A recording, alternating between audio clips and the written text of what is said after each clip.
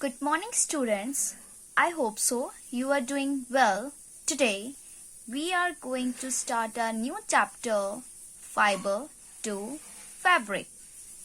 In this chapter, we are going to mainly focus on animal fibers, or we can say the fibers which we get from the animal. We all know that clothes are very important part of our life. We wear clothes to mainly cover our body and to protect ourselves from extreme weather conditions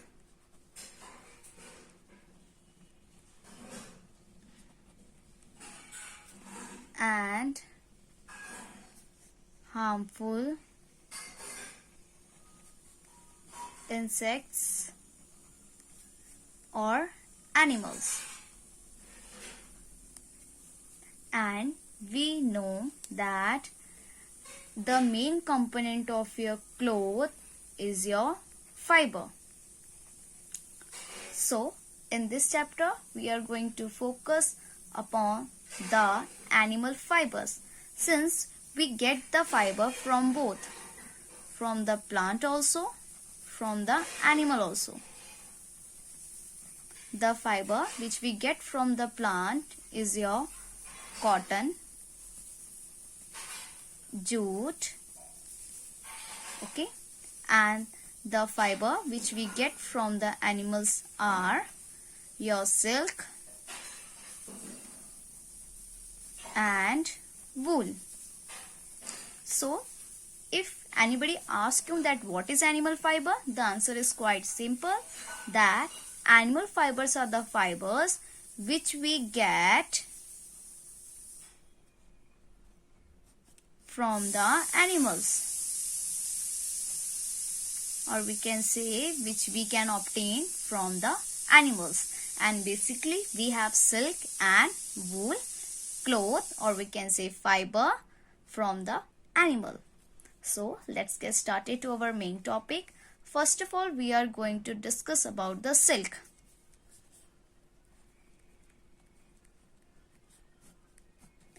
Let me show you what kind of fiber or cloth of silk look like. Silk is very expensive fabric all over the world, and the reason of being it's expensive is due to its smooth texture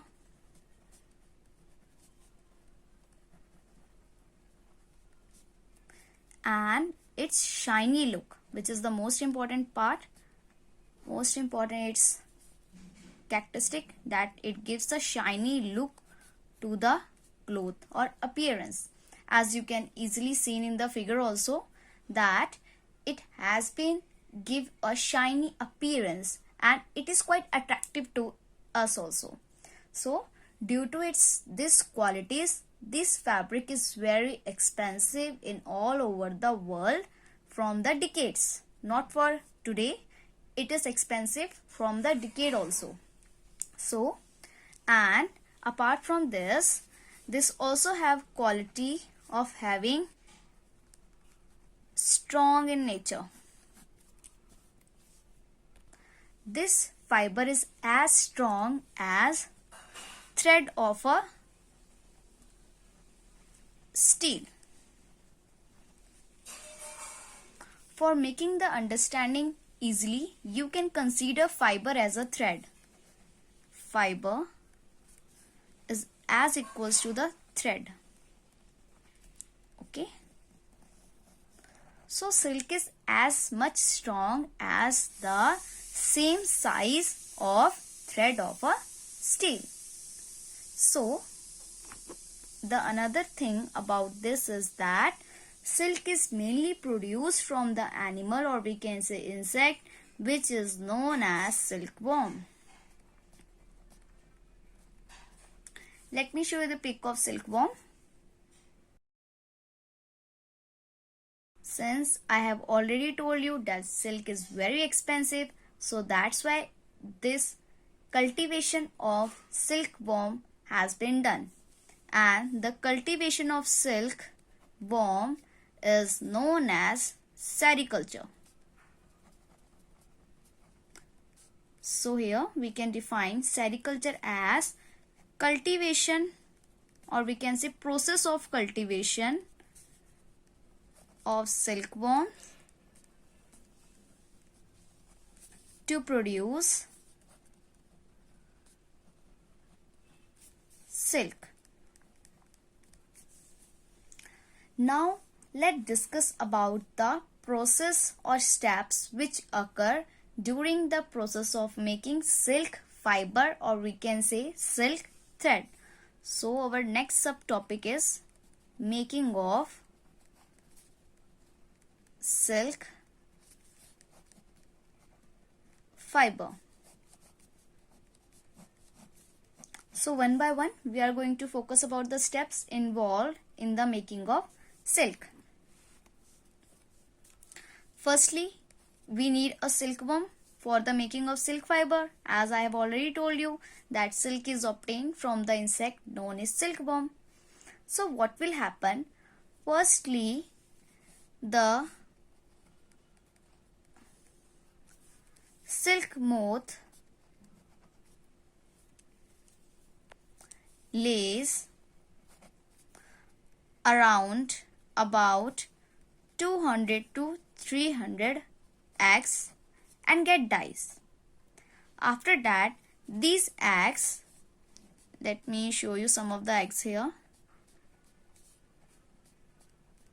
These eggs are kept near about the temperature range of 25 to 31 degree Celsius, and about 3 weeks they have been kept in this temperature. After 3 weeks, the silkworm hatch out from the egg, or we can say they come outside from this egg. Okay, now this silkworm that has been come out from this eggs has been kept in a tray which is made up of bamboo. Bamboo is a kind of a wood, okay, and this tray is made up of bamboo. So here I have been making a silkworm, a rough diagram of silkworm for you, like this.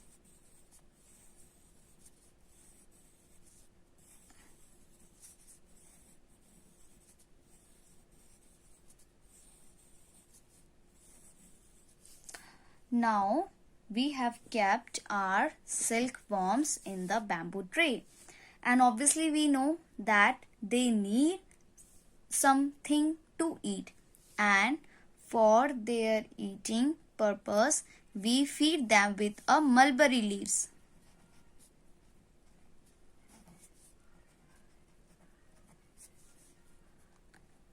Like this, we spread mulberry leaves so that our silkworm can easily eat it.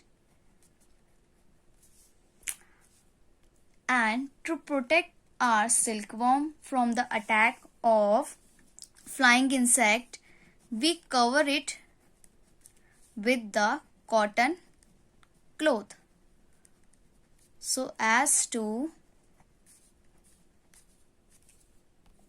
protect them from the attack of flying insects. The feeding process of mulberry leaves has been done near about 2 and 3 weeks. And after that, the silkworm are ready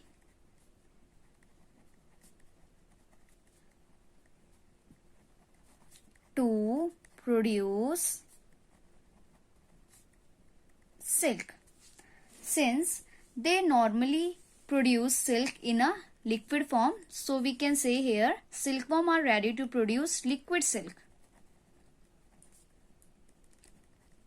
You can compare it like the spider make it web. Okay, so spider also use their liquid material to make it its web. Same case happen to a silkworm also. Silkworm produce liquid silk and wrap up itself. For example, let me here make a rough silkworm for you. So by producing a liquid silk, they used to wrap up itself like this.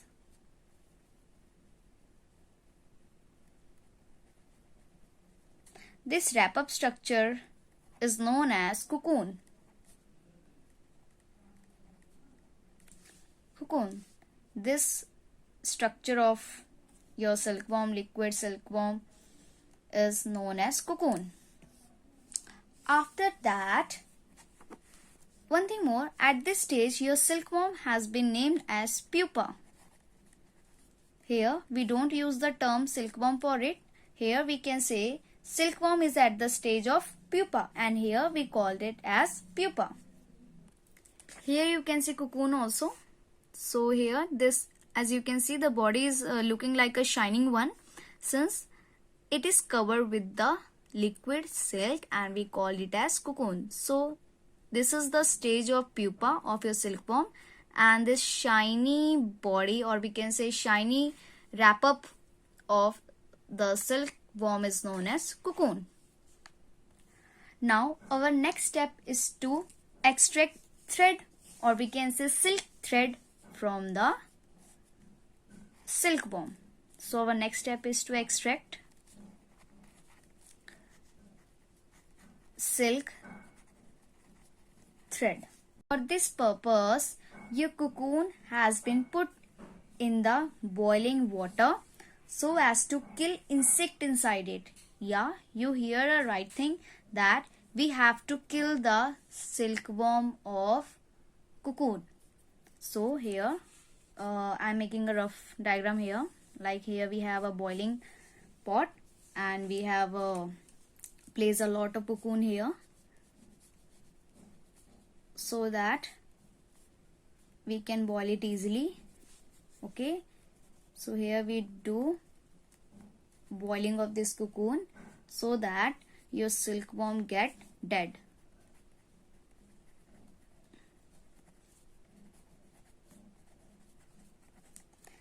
And after this, your outer covering, or we can say cocoon, gets soft, and we can easily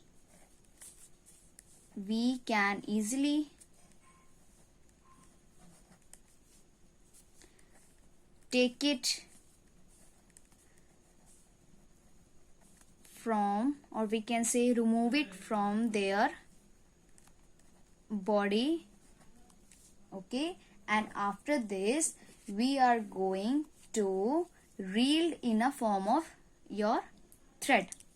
So after this we have we are going to reel it like it here. Okay, and here we have this silk thread, and this process is known as reeling of silk.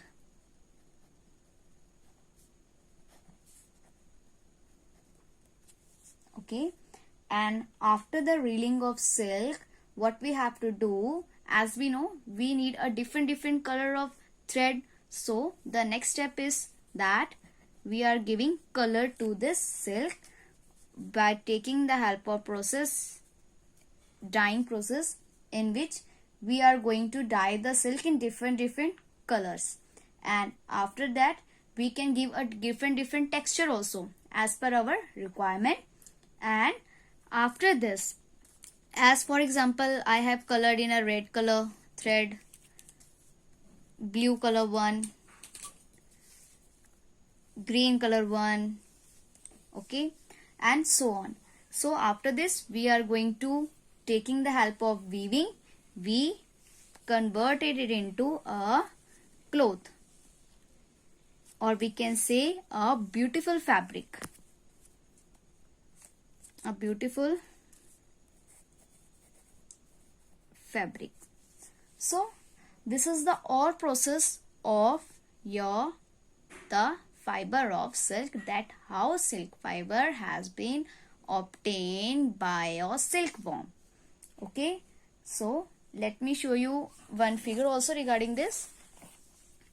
So this is the dyeing of silk, in which we are giving color to the silk, and this is the process of weaving of silk, in which we are giving a different shades, different designs to our silk thread, and make it in the form of cloth, or making in a fabric.